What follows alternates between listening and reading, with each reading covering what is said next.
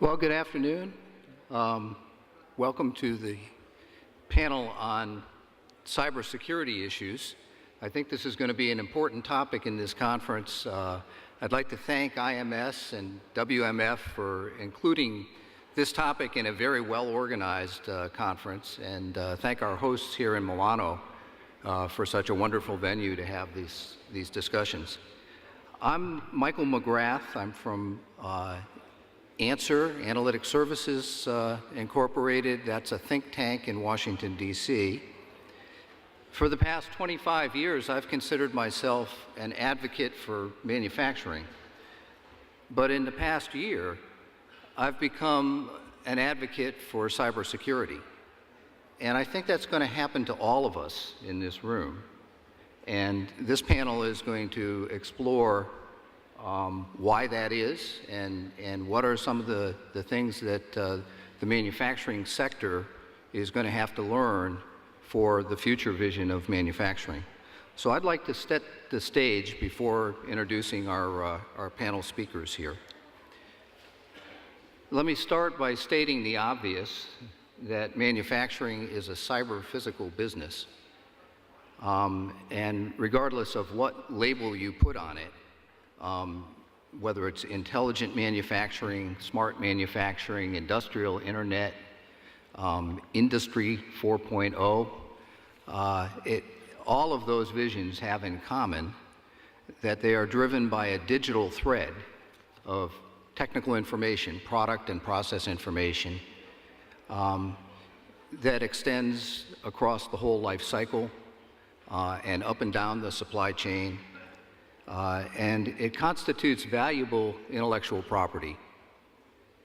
Another characteristic is that it's networked at every level to gain efficiency and speed and quality, to take advantage of the massive amounts of data that we're going to get from the Internet of Things. In fact, manufacturing is a subset of the Internet of Things.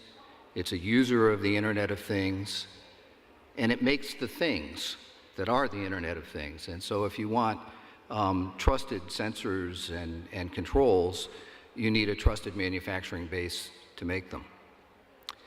And because the data is valuable and it's accessible over networks, it's targeted by global cyber threats. And that's something we need to deal with.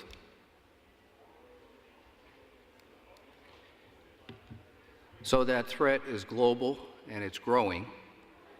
We've all read news accounts. In 2013, defense companies in the US were penetrated by what was called an advanced persistent threat, a very sophisticated threat that gets inside the system,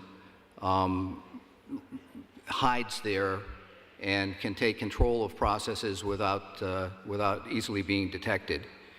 And over an extended period, we saw that weapons design information on over 20 frontline US weapon systems was compromised.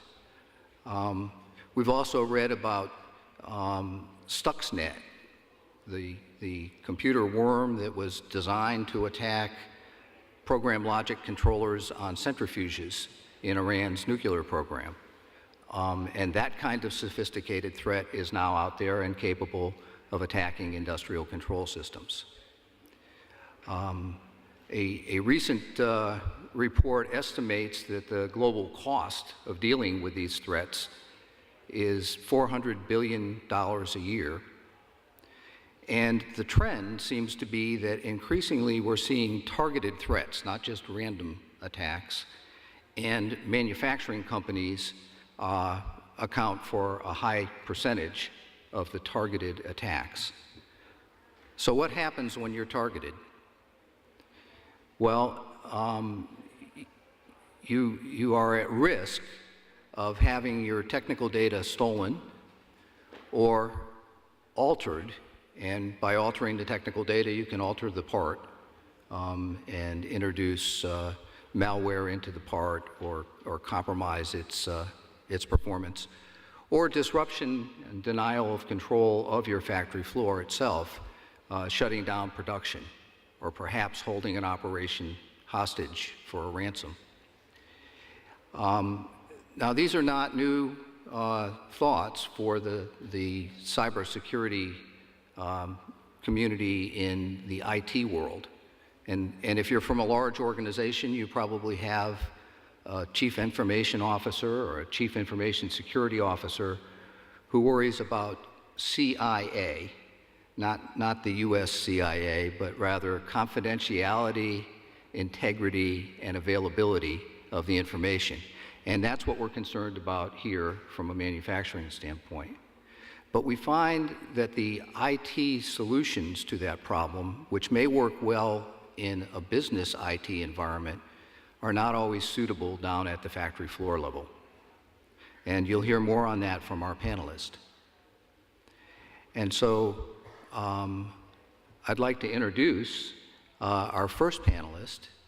Let me first note that we have two speakers from large multinational corporations who are both working to protect themselves internally and to supply security solutions with the products they deliver to their customers.